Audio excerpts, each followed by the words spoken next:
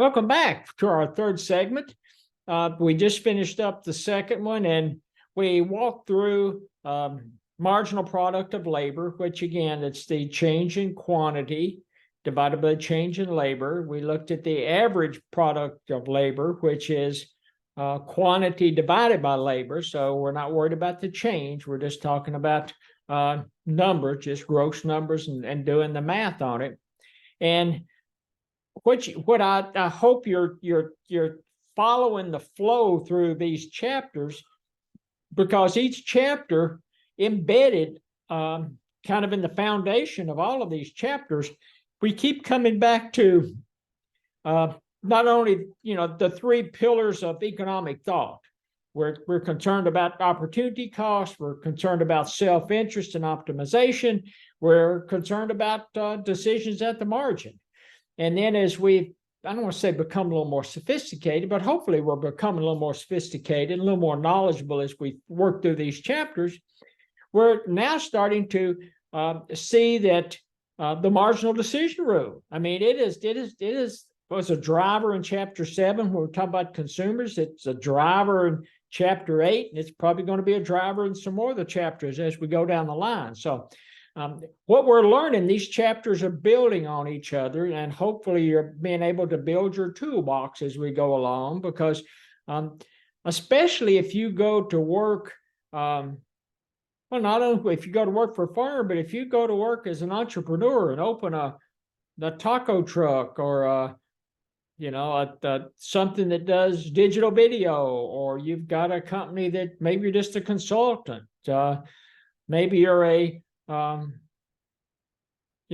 where they call them palm readers, astrologists. I think they use that. I've seen that somewhere in the text. So there's a lot of opportunities out there, and the better understanding you have of these microeconomic principles, how the consumer reacts, how the firm reacts, it's going to at least increase the potential that that's going to drive the probability of your success. So just keep that in mind. And we're getting ready now to talk about increasing, decreasing, increasing, diminishing, and negative marginal returns. And if you go back again to the three pillars, one of those three pillars talks about self-interest. And the authors discuss it at a couple of points within the text, that firms generate output, firms produce, and it's not because they like to go through the process. It's not because they're proud of their production function. It's not because they're really maybe that concerned about society as a whole, but firms produce for one reason only, and that's to make a profit. They are trying to maximize profits. They want to maximize the financial benefit that they receive from generating product. And I've discussed it in the past. It doesn't matter whether it's a for-profit firm or a not-for-profit firm. All of these firms are out there trying to generate profits because either they've got shareholders that are trying to make happy with earnings per share, or shareholders that want some dividends sent to them, or they're going to hold some of the profit back in retained earnings so that they can generate maybe more capital stock as they move forward. But again, at the end of the day, firms produce output to generate profits. And a couple of that we're going to go through several definitions, and some of the definitions we're going to go through, maybe you've had a financial accounting class, or maybe you just had an accounting class in general, or maybe some finance classes while you're at this, this will be almost a review for you, because we're going to get into some financial principles here in this third segment. And first definition the text or the authors provide you in the text, it's increasing marginal returns, the range over which each additional unit of a variable factor adds more to total output than the previous unit. Makes sense? Remember, increasing marginal returns.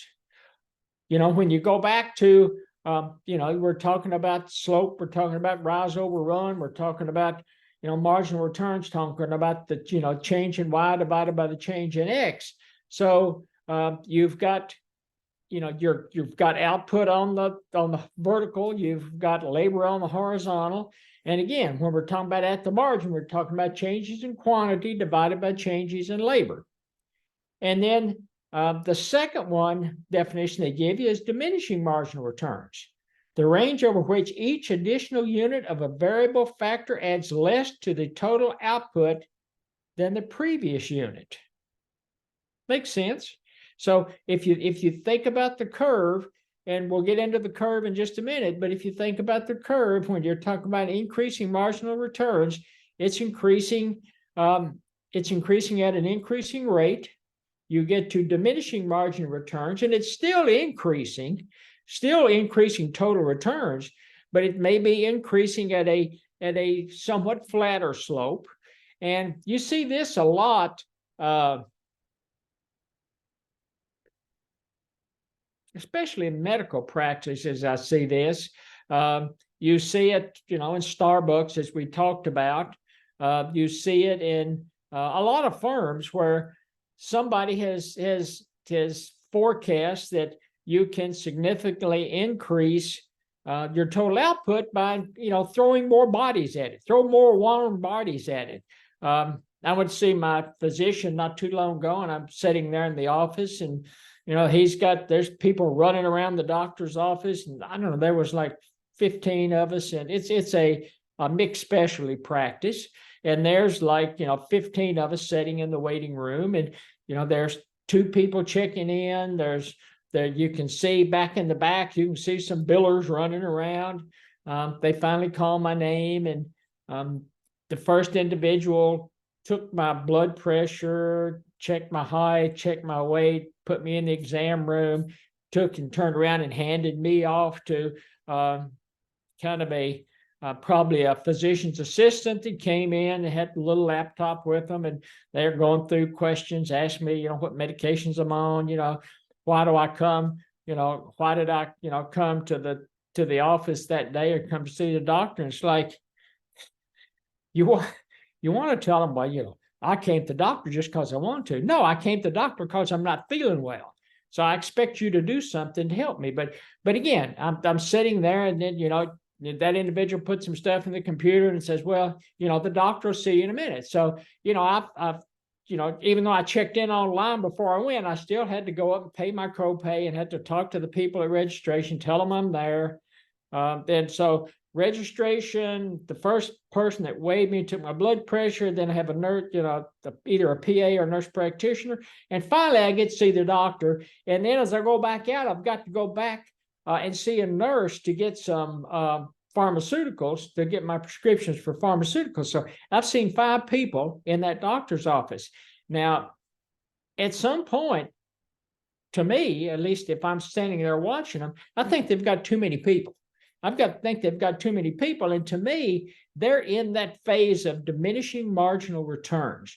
They have staffed that office in such a way, either diminishing marginal returns, or we'll get to the other aspect in a few minutes, but they've staffed that office in a certain way that they think they are increasing returns. Each unit is continuing to increase it more than the first one. And I'm not sure it is. It doesn't look like it to me. So you see it in doctors' offices. You see it again in Starbucks. Starbucks has a certain staffing ratio. If they added one more person, it could probably increase total output, but I'm not sure that adding that 5th person is going to generate any greater change in output than it did when they added that 4th person. And then the authors jump into law of diminishing marginal returns, and the marginal product of any variable factors of production will eventually decline, assuming the quantities of other factors of production are unchanged. Again, remember, we're talking now in the short run. Since we started chapter 8 and up until we haven't moved into the long run yet, we're still talking about short run. So we've got all the factors of production fixed except labor. That's the only thing we're allowing it to change. And when you're talking about the law of diminishing marginal returns, that the marginal return, it's increasing, but now it starts to increase at a decreasing rate. So the slope's a little steeper, and then it starts to flatten out. And at some point, kind of hits that inflection point and starts to flatten out a little. And at some point, it's going to start declining. And they do a pretty good job in the text. There's a graph, and it's got it mapped out. And on the the vertical axis, they talk about the units of output per day, and down on the horizontal axis, they talk about the units of labor per day. And they show that, here, then they graph out the marginal return curve.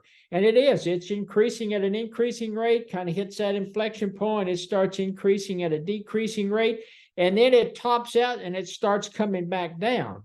And that's when we're talking about negative marginal returns, the range over which additional units of a variable factor reduce total output, given constant quantities of all other factors. And if I think about Starbucks, there's only so many people in Starbucks that can operate that microwave. It doesn't take two people to operate the microwave. So throwing another body in there, it's probably not going to increase, the marginal return that great on the microwave side.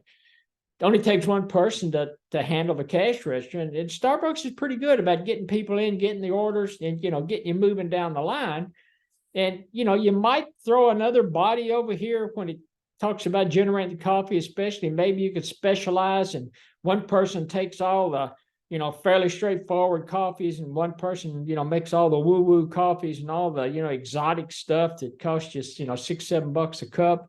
And, maybe they don't need somebody down here that hands, the barista's taking, here's the cup, and they give it to them, and they call out the name, and you go get it. So I don't know. It's a staffing approach that a lot of firms have, and at some point, you're going to add bodies, and that marginal return is going to really increase at an increasing rate. And then you start adding bodies, and you don't have enough room, or you don't have enough tools to go along. And while you're still increasing output, it's increasing at a decreasing rate. And then it finally up here, it hits the negative marginal return. So, and at that point, that's where, if you're a firm, that's where you want to shut it off. We talked, I think it was in this class, and maybe it was earlier in this chapter, talk about a food truck. If you look at a food truck, there's not a lot of room in there. So I don't know how many bodies you can put in a food truck, and especially put bodies in that's going to increase those marginal returns. And then, the authors talk about, if the marginal product is positive but declining, output is still increasing as units are added. So that's true. Total output is continuing to increase. It's just the marginal return is increasing at a decreasing rate. Diminishing marginal returns does not equal negative marginal returns. That's a concept, and they want to make sure that you understand that. Diminishing marginal returns, so you've got increasing, then you start to decrease, but it's not the same as negative marginal returns. And when it gets down to the profit maximizing firm, and again, starting out this segment, I said firms are in the business of generating output to create profit. That's the bottom line. Generate profits. And the two big decisions that firms have to make is, how much product do I produce? And again, they've got financial analysts, they've got economists, they've got actuaries that are sitting in a back room somewhere, and they're crunching numbers, and they've got these economic models, and they're forecasting, what the total product should be. And then the second decision they have to make is what price to charge. And you've got, again, financial analysts, economists, actuaries, they are looking at competitive markets, regional markets, or looking at national markets, and they're helping these companies or these firms to determine what the price should be for the goods or services that they produce. And again, it goes back to, so that, and again, we're talking about for especially total revenue, quantities times price gets you total revenue. Also, quantities times price of your factors of production gets you total cost. And we'll go through that in a few minutes. But firms should, as we've talked about multiple times in the past, just like consumers consume goods or services as long as the marginal benefits greater than the marginal cost, right? The marginal decision rule. It's the same thing for firms. They're going to continue to produce as long as marginal benefits is greater than marginal cost. And in this case, marginal returns, marginal revenue. As long as marginal revenue is greater than marginal cost, they're going to continue to generate output and to sell output because they will continue to make revenue as long as marginal return is greater than marginal cost. And it's going to generate more profits for them. And then the authors start getting into some of the financial formulas for us, and they talk about variable cost, the cost associated with the use of variable factors of production. And variable cost, basically, it's increased as the level of production increases. So variable costs are tied to production. The more production you want to generate, the more variable costs you have. To me, the more bowls of oatmeal I want in the morning, the more oatmeal I'm going to use, the more brown sugar I'm going to use, the more water I'm going to use.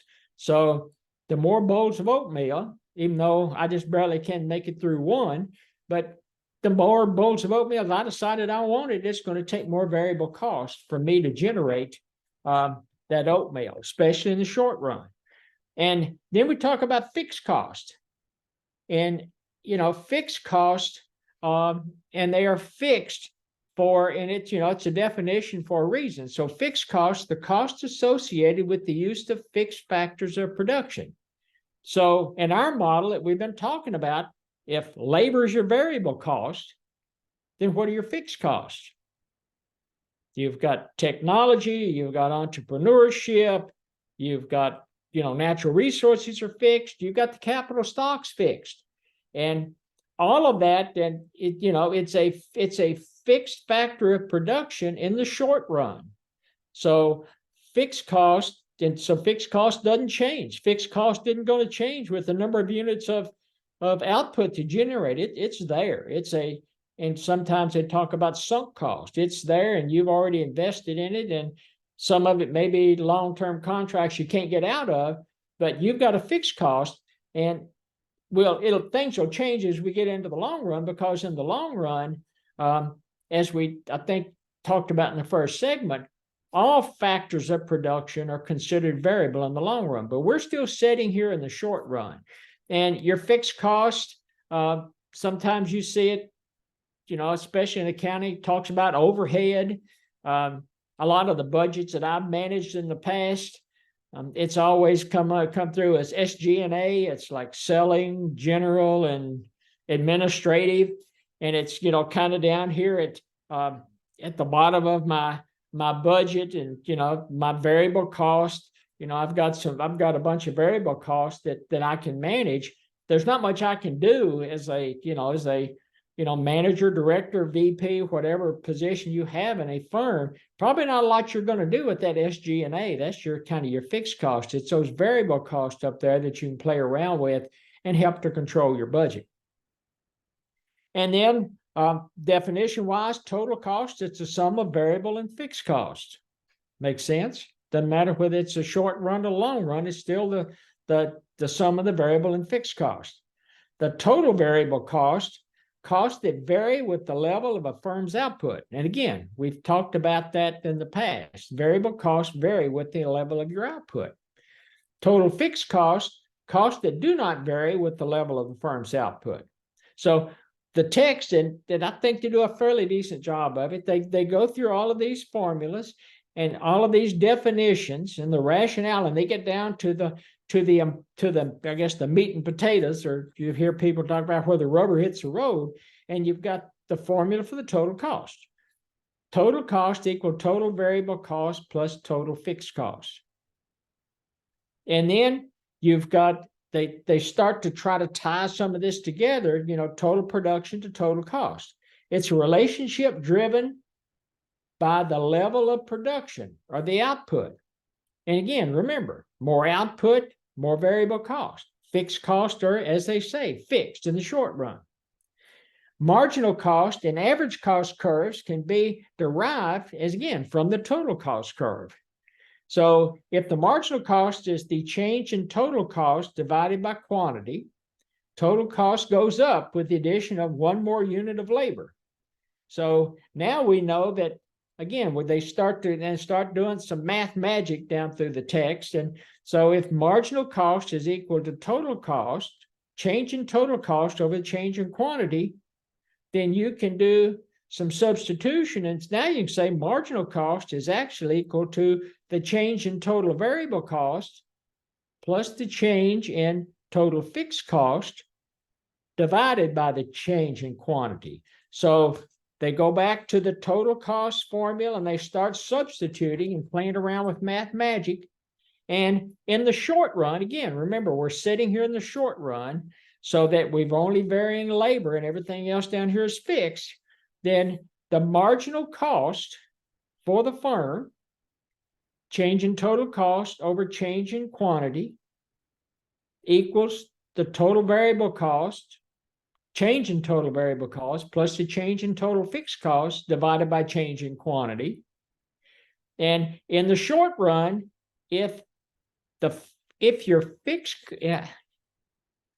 and from a definition standpoint, it doesn't make sense, but I'm going to still repeat it. If your total fixed costs are fixed, maybe you could say static, but if they are fixed in the short run, then the total change in total variable cost, and what happens to the change in total fixed cost? If they are fixed in the short run, there is no change. The change in total fixed cost becomes zero because it doesn't change. It doesn't vary.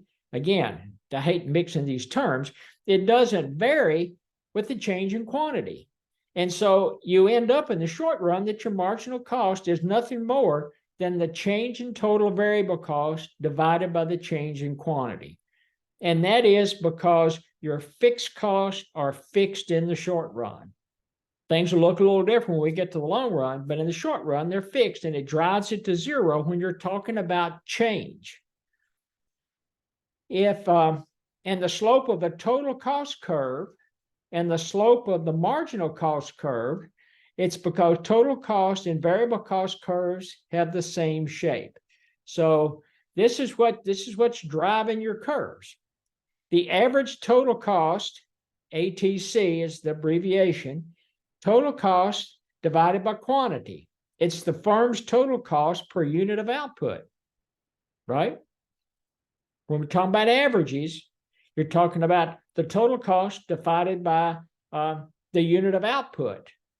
When we were talking about marginal product of labor, we were talking about the average output divided by the labor of units. So when you're talking about averages, again, you're ended up with a ratio. Average fixed cost, it's a total fixed cost divided by quantity. And if the fixed cost in the short run, if the fixed cost in the short run are fixed, then the more quantity you generate, what's going to happen to that average fixed cost number? It's going to go down. What's going to happen to the average total cost number? It's going to go up because you're increasing output. But if your fixed cost is static and doesn't change, then the more output you add, if you look at that average fixed cost curve, it's going to be downward sloping because the more output you have, you're spreading those fixed costs over a greater number of output. And again, think about your ratios. Think about your ratios. Again, don't make this any more complicated than we need to. If the numerator stays the same and the denominator gets bigger, what happens to that ratio? It gets smaller, right? A half, a fourth, an eighth, a 16th. Again, increasing output on the fixed cost side is going to make that curve slope downward. And then we're going to talk about the average variable cost, the total variable cost divided by the quantity. It's the firm's total variable cost per unit of output. And again, we go through we're going to go through this, the gyrations, the mathematical gyrations and the math magic that they show in the book. So average total cost is the total cost divided by quantity. Makes sense? Everybody with us there? The average total cost equal total cost divided by quantity. You can rearrange terms and it becomes the total fixed cost plus the total variable cost divided by quantity. And you can play around with the terms. And so you have an average total cost is equal to the average fixed cost plus the average variable cost. Again, everything's being divided by quantity, and that makes a formula that the authors feel comfortable with, and it's one that they would like for you to remember going forward. And if we look at the short run, average total cost and average variable cost curves are U-shaped. Average fixed cost is declining as output increases, spreads over more units. That's why we were talking about the ratios: half, quarter, eighth, 16th, 32nd. And so average fixed cost is going down. Average total cost and average variable cost, they're U-shaped curves, especially just take a look at the curves they have in the book. They're going to be U-shaped. Average fixed cost shrinks so that the distance between the average total cost and the average variable cost, that starts coming down too. The difference starts coming down because the average fixed cost is shrinking, and it's bringing that difference closer together. And then the last thing that they want to talk about is the marginal cost intersects the average total cost, the average variable cost at its lowest point. Marginal cost above and below causes average total cost and your average variable cost to rise and fall.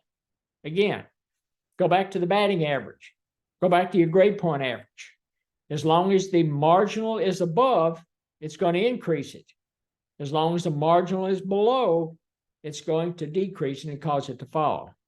So again, just remember, and that's, hopefully that's pretty straightforward and easy to remember. Marginal cost, if it's above, brings it up. If it's below, it drops it. And we're going to stop there for a few minutes. And when we come back, we're going to jump into the long run. So again, this is be the fourth segment. So segment 1, 2, and 3 of this chapter we've been talking about in terms of short run. We've only been varying one factor production. We've been keeping everything else constant. Now we're going to jump into the long run, and we're going to see what really happens in the long run. Talk to everybody, and I'll be back in a few minutes.